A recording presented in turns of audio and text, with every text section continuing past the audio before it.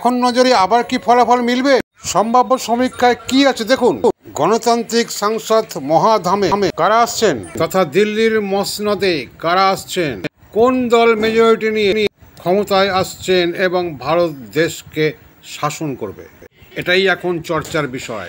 আমরা গতকালই এই ইএনসি এখন নজর ইএনসি বাংলা চ্যানেল থেকে সারা দেশের এবং পশ্চিমবঙ্গের সম্ভাব্য লোকসভা নির্বাচনী ফলাফল ঘোষণা করেছিলাম, যা শুধু অনুমানের ওপর ভিত্তি করে। এই বাংলার দৃশ্য কি ছিল দেখুন এখন নজর।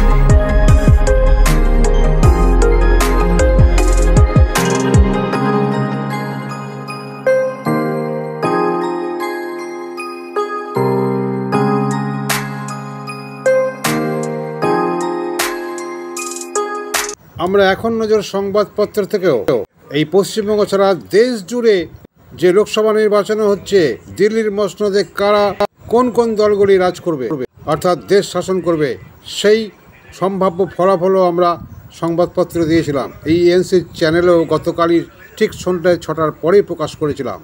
যা দেশ জুড়ে অন্যান্য মিডিয়ারা যেভাবে প্রকাশ করছেন সম্ভাব্য সমীক্ষা, আমাদের সমীক্ষা কিন্তু একটু অন্যরকম, কারণ আমরা দু চোখ দিয়েই দেখি। আমরা কোনো এজেন্সির মাধ্যমে সম্ভাব্য ফলাফল প্রকাশ করিনি, আমরা করেছি আমাদের নিজস্ব ক্ষমতায় নিজস্ব সাংবাদিকদের বন্ধু পরিজনদের কাছ থেকেও নোট নিয়ে আমরা বৈজ্ঞানিকভাবে অনুমান করতে পেরেছি কি হতে চলেছে, দেশে কারা আসতে পারে। আমরা দিল্লির মসনদে দেখিয়েছি কোনো রাজনৈতিক দলই এককভাবে ক্ষমতায় আসছে না। আমরা 1989 সাল থেকে প্রায় 35 বছর ধরে যে কটি লোকসভা, বিধানসভা, পঞ্চায়েত এবং পৌরসভা নির্বাচন হয়েছে, আমরা কখনো হুবহু মিলিয়ে দিয়েছি, কখনো কাছাকাছি এসেছি, কখনোই বিস্তর ফারাক হয়নি সরকারি ফলাফলের থেকে, কারণ আমরা দু চোখ দিয়ে দেখি, নিজস্ব ক্ষমতায় আমরা যতটুকু পারি ততটুকুই করি। আমরা জনগণের কাছে স্যাম্পল টেস্টে প্রশ্ন রেখেছিলাম, দেশ জুড়ে দুর্নীতি, মূল্যবৃদ্ধি, কোনটা আপনি আগে রাখবেন, ভোট দেওয়ার আগে কোনটা চিন্তা করবেন, কিভাবে ভোট দেবেন। 38% বলেছেন মূল্যবৃদ্ধিকেই আমরা সবার আগে রাখছি।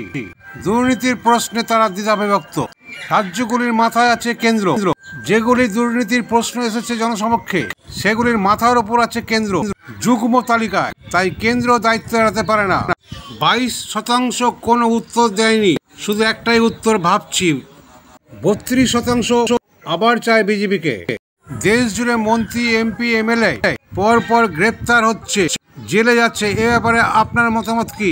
এই প্রশ্নের উত্তরে বলেছেন 27% মানুষের অভিমত হলো যা হচ্ছে দুর্নীতি দমনে ওদের জেলে যাওয়াই উচিত। 34% মানুষের মতামত শুধু রাজ্যগুলির ক্ষেত্রেই কেন, কয়লা কেলেঙ্কারির মতো নিলাম দুর্নীতি, পাঞ্জাব ব্যাংক থেকে লুট করে বিদেশে যাওয়া, এই ব্যাপারে কেন্দ্র কোনো তৎপর নয় কেন? কেন্দ্রীয় মন্ত্রীরাও দুর্নীতি মুক্ত নয়, এই রাজনীতি নোংরামির খেলা হচ্ছে।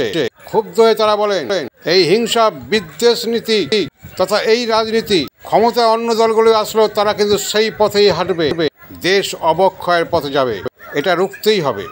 বাকিরা কোনো মতামত দেয়নি। দেখা যাচ্ছে বেশি সংখ্যক মানুষ নিরুত্তর, কেন্দ্র রাজ্য কোনো পক্ষেই যেতে চাইছে না। তাই সকল সম্ভাব্য সমীক্ষার রিপোর্ট যতই আমরা বিচার করে সমীক্ষায় ফলাফল জানাই, তা কতটা হুবহু মিলবে তা সবাই কিন্তু আমরা চিন্তিত। কোন পথে রাজনীতি, কোন পথে দেশ চলবে জানতে গেলে আপনাকে আরো কয়েক মাস এবং অবশ্যই 4 জুন আগে জেনে তারপর আমাদের সকলের কাছে পরিষ্কার হবে। তৃতীয়বার নরেন্দ্র দামোদর মোদীকে আবার মসনদে ফিরিয়ে আনবেন না ভুল করবেন? কোনটা ভুল কোনটা সত্য, জনগণের হারাই হচ্ছে মহাসত্য। আমাদের তবে এখন নজর ইএনসি বাংলা চ্যানেল এবং এখন নজর পাক্ষিক সংবাদপত্র থেকে যে জনসমীক্ষায় ইঙ্গিত পাচ্ছি তাতে মসনদে ঘোড়া কেনা বেচার ইঙ্গিত স্পষ্ট, কারণ কোনো দলই এককভাবে ক্ষমতায় আসছে না। আমাদের বুথ ফেরত সম্ভাব্য ফলাফলে দেখা যাচ্ছে বিজেপি এককভাবে মাত্র 162 থেকে 170 পাচ্ছে, আর অপরদিকে বিজেপি সহ এনডিএ জোট পাচ্ছে 216 থেকে 224টি আসন, ম্যাজিক ফিগার 272 পাচ্ছে না। অপরদিকে জাতীয় কংগ্রেস 52 থেকে 56টি আসন পাচ্ছে, 2019 থেকে একটু উন্নতি। জাতীয় কংগ্রেস সহ ইন্ডিয়া জোট পাচ্ছে মোট 258 থেকে 269টি আসন, অর্থাৎ ম্যাজিক ফিগার কেউই পাচ্ছে না। তাই ঘোড়া কেনা বেচা স্পষ্ট। এই যেন বৈজ্ঞানিক পন্থা অভিশাপ স্বরূপ কুস্তি লড়াইয়ের পরিবর্তে অভিশপ্ত ঘোড়া কেনা বেচা হবে না তো? অবশ্য এই সংখ্যা তত্ত্ব সবই আনুমানিকভাবে এক্সিট পোল, তাই অনেক ক্ষেত্রেই মেলা অসম্ভব। তবু একটা ইঙ্গিত দেওয়া হলো। আপনারা দেখছেন এখন নজর ইএনসি বাংলা চ্যানেল থেকে। আমি ডাক্তার সঞ্জয় সেন আপনাদের সামনে। আমরা দু চোখ দিয়েই দেখি। নমস্কার।